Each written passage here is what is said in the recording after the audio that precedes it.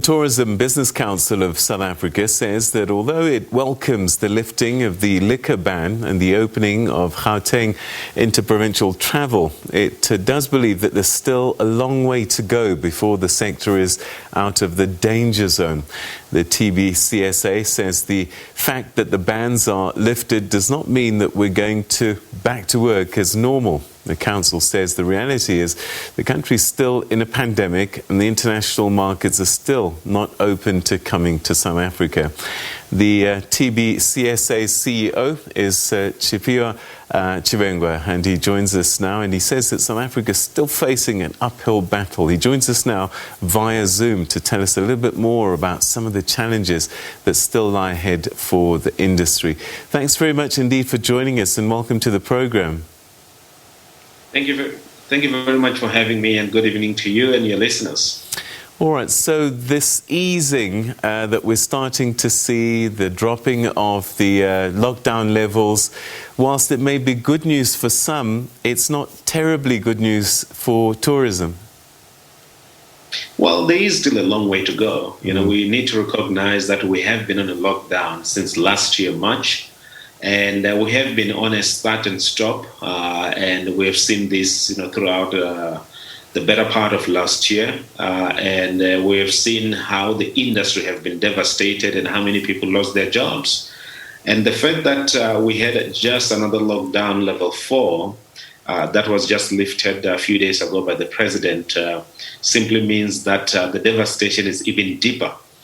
If you look at the airlines, you will see that the likes of Mango are going to business rescue.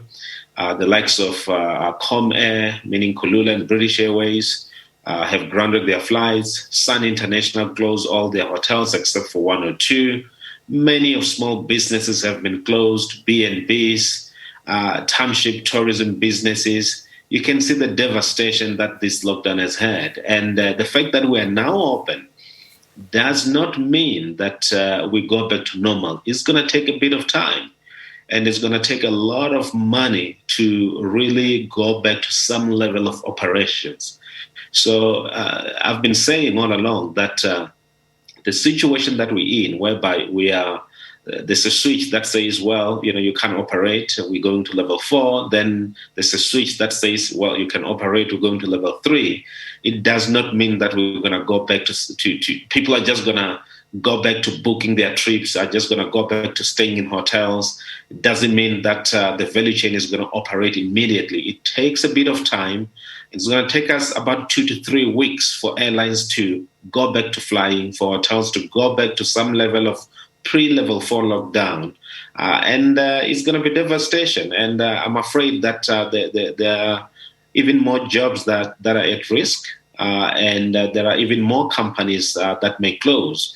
But we have to remain hopeful, resilient, and ensure that we can get people back to work. All right, there's a couple of things that raise more questions for me. Let's take them one at a time. Let's look at the industry structurally. You've talked about some businesses, service providers who've closed and perhaps we'll never see again. Are we going to see a much smaller tourism sector for some time to come? Well, there is that possibility of consolidation in terms of the companies that have a good balance sheet, absorbing other companies that may not have a good balance sheet. So we may have a huge consolidation, that we may have fewer companies that are offering tourism experiences and those that own the products or those that own the properties. That's not necessarily desirable for the industry, because if you look at tourism structurally, we do need a lot of small businesses to operate because we offer experiences. And we need fresh blood within the industry. We need new people within the industry to offer something that we currently are not offering. And we need to spread geographically to other areas that we are currently not offering experiences in. So, the consolidation, as much as, many people from those that have capital can look at it and say, well, it's time to buy in, we need to look at it differently and say, how do we make sure that we've got as many small businesses as possible, as many experiences as possible, as many products as possible to ensure that, our product offering, especially for the international market, is versatile, is broad, and people can look at us and say, if I go to South Africa, I can do things that I cannot do in other countries. And of course, the most important part is the people aspect. We need to have as many people working within the tourism industry to offer these experiences, because after all, tourism is people's business, and people travel to meet other people and to see other things that they don't see in their own countries. But the human element is in the center of tourism, and we have to make sure that that doesn't get lost within this bubble of acquiring other businesses and consolidation. And I suppose the smaller service providers are the ones that are most vulnerable at this time and in the months to come. No, absolutely. The small businesses have been hit hard. If you look at the fact that even when government introduced the so-called government guarantee loan scheme, small business couldn't even access that because they don't have that balance sheet to be able to present and say, well, give me more money. In fact, if you look at it in a long term, giving small businesses loans without guarantee of some level of trade activity, it means that you're just plunging them into deeper debt that they may not come out of. So small businesses across the value chain, these are B&Bs, these are small tour operators, these are businesses that operate the shuttle companies and many other aspects of tourism have been hit hard. Majority of them are not going to be able to come back. Majority of them have filed for bankruptcy because if you have bought a kumbi and you were hoping to transport tourists and there are no tourists coming in, you have to return it and then you have to look at other places where you can be economically active. So it's important to note that the small business aspect of tourism is critical, as I've said before. And the fact that we've had many small businesses closing, it means that we are also regressing from the transformation, project that we've embarked on for many, many years. And we're going to have to go back and try to get as many other entrepreneurs to consider coming into tourism. At the moment, it's devastation across the board. I've seen this when I went to Soweto. Over the weekend, I went to Soweto. When I was there, I went to Vilakazi Street. You can see the devastation from the car parking attendants, those that own business across, the streets, those that own restaurants, those that own places where people can have social gatherings, in small numbers. They are devastated. And we need to do something about that. And loans don't solve problems, but grants will go a long way in making sure that they can be able to operate. All right, so the next layer is actual visitors. Let's talk domestically first before we talk about the international picture. Because if you don't get international visitors, one way of saving the industry is to get people to do local holidays, domestic travel. But with a depressed economy, people unemployed, and money's too tight to mention, that is also suffering. Absolutely, and we've seen this. When you have the economy like ours that's not doing so well and many people being unemployed, it simply means that the population of travelers have decreased. And if we look at what's going on currently with COVID situation, we only have domestic leisure travel happening. Government is not traveling, corporates are not traveling, everyone is sitting at home or working from home. There are no conferences, there are no events, and so forth and so on. It simply means that domestic leisure is the lifeline of tourism. And when at level 4 restriction, when the government closed Gauteng and say, well, no one can go in and come out of Gauteng, it simply means that 60% of travelers were locked into Gauteng. That's why you saw the hotels closing, the airlines grounding, and so forth and so on. So it's quite important that we recognize that the activities that are going on now from the domestic travel point of view is only leisure travel. And leisure travel is not enough to cover the infrastructure that we have across the value chain of tourism. You look at car rental companies. If you don't have everything else, including government and corporate travel, you can't buy as many cars.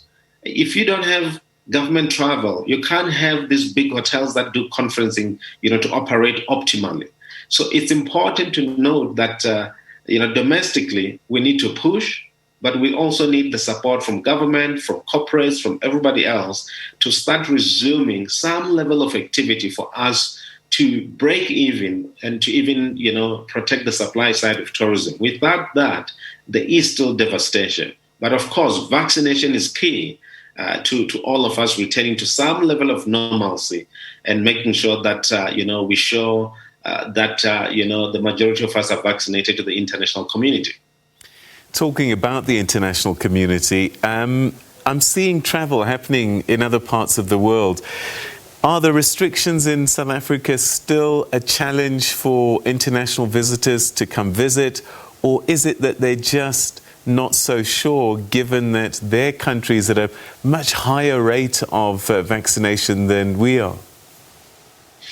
Well, the restrictions are still a challenge. If you look at what, as an example, the UK is doing in terms of how the decision-making, process has been handled, it has become more political than scientific. You've got more people that are vaccinated, but the government there is still saying, well, don't travel to Southern Africa, so to speak. So we still have a challenge. The US is doing the same thing. We are on level 4 in the US. Pretty much, don't even think of going to South Africa. The same applies to Germany and other EU countries. So we still have a bigger problem with our source markets. And if we look at the 2.6 million tourists that we used to receive from those markets pre-COVID, that's a huge chunk of the inbound tourism that we get. And it's very important and very valuable to the value chain of tourism. And we're not receiving that. And you can see the devastation within the inbound tourism side, whereby they haven't been able to operate for the past 16 months. So that's still a problem. The red listing of South Africa, the fact that, the EU is not really open for a lot of people, from their citizens to come to South Africa, it's a problem. So we need to be able to vaccinate as many people as possible here at home for us to be looked at positively and as a country that a lot of the citizens in those particular countries can consider traveling to. And therefore, when the people arrive in this country, we're able to do tourism, more people get jobs, and more companies are sustained. Yeah, I mean, when we look at the typical leisure traveller from abroad, they tend to be quite mature. They have disposable income, a lot of them, a lot of time on their hands. And these are the ones that would come in these groups and tour our country. But they're the most vulnerable with COVID-19, and I guess that's played a factor as well. No, absolutely, it has played a factor. But the fact that those countries have a higher vaccination rate, plays to our advantage in terms of, receiving them as visitors, and they usually stay longer. So that's why one of the things that we're doing together with South African tourism is what we call the advocacy program, where we're going to go to these countries and say, well, you've got to be able to allow your citizens that are fully vaccinated to travel to our destination. And when they arrive here in South Africa, we're going to say then, there is protocols that we have in place in terms of making sure that they don't catch COVID, making sure that everyone is sanitized and social distance and many other aspects of protocols that we've put out there. And we do believe that we can operate safely even now. But the decisions have been political. You can see that Europe is looking at Europe. You can see that the US itself is still not even allowed to go to the UK as an example. So the world we have to coordinate it from the World Travel and Tourism Council to make sure that we can have a fluid policy that will allow people to move around the world and be able, to do so in a very coordinated manner with a single point of verification in terms of whether they are vaccinated or not. And if we do that successfully, we're going to see the global tourism returning to some level of normalcy. But it's a challenge that we have, globally. But us as South Africans, we need to start building those things, policies that will enable people to travel in as we vaccinate, because we don't want to be caught out, a month from now saying that, well, we've vaccinated so many people, but we don't have a vaccine passport. We don't know how we're going to allow people to move around the country. We don't know how we're going to allow visitors that are coming in to move around the country. So we need to sit down and look at the policy framework to make sure that anyone who arrives in the country, we have the policy in terms of how they're going to move around the country, as well as how they're going to move around the region. Because if we don't coordinate the SADC region, we're going to have a problem with the travelers that come into South Africa and they want to go to the region, be it Zimbabwe, be it Namibia or Botswana. If we don't have a coordinated approach, it's going to be a problem. And we are working on that to make sure that the region is coordinated and we're able to receive tourists, and it's going to benefit South Africa and the region at large. All right, so perhaps as a final question, you mentioned grants earlier. What more can government do to assist the tourism sector, particularly in these very difficult months and the months that lie ahead? You talked about grants and you've mentioned policy. What else can government do? Well, the grant is very important because usually, there's a mention of, let's do loans. Loans are not going to work. Grants are the only way to go at the moment. Number two, the policy certainty is critical. And when I say it's critical, is because we can't have a start and stop, all the time. When the numbers increase, we say, well, let's stop everything else. People cannot move. We can't have that situation. It doesn't inspire confidence. So we need to be able to solve that and be able to have smart lockdowns if we're going to have that going forward, to make sure that the international community look at us and say, I can still go to South Africa. I know I'm going to enjoy what I've booked for. I can have the experience that I've booked for, and so forth and so on. That's critical. The third part is to ensure that the vaccination message gets across everyone across the country. We need as many people as possible to be vaccinated to reach herd immunity. If we don't do that, we are not going to go back to some level of normalcy. Even if we don't get international travelers, even for us here domestically, we're not going to be able to go to restaurants. We're not going to be able to go to nightclubs. We're not going to be able to travel around to go to hotels, because we're going to be mixing and mingling. The best possible solution is to make sure that all of us get the vaccine and all of us can be able to go back to some level of normalcy, and we can protect other people's jobs. I think those are the three things that we got to do right. And if we do those things right, we can start to rebuild our brand. We can start to work on, the brand SA in terms of the riots that we have. How do we, rebuild the image? How do we reimagine tourism? How do we reimagine, the careers within tourism? And we can get more and more people involved in tourism, job-wise and entrepreneur-wise. Mr. Tshifhiwa Tshivhengwa, we're going to have to leave it there. Thank you so much indeed. We wish you the best of luck. Tourism, one of the low-hanging fruits for us, and a growing area that really can boost this economy. Thank you so much for joining us and helping us understand some of your travails. Thank you very much.